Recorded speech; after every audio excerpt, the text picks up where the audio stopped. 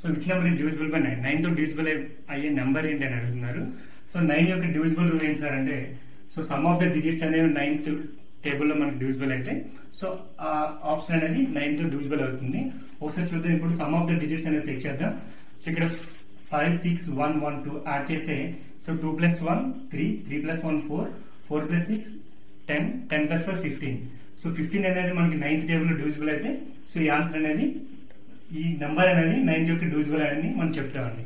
So ఇప్పుడు 15 లో 9th table లో డివిజిబుల్ కాదు కాబట్టి సో ఈ option wrong. Okay. And next second option check చేద్దాం.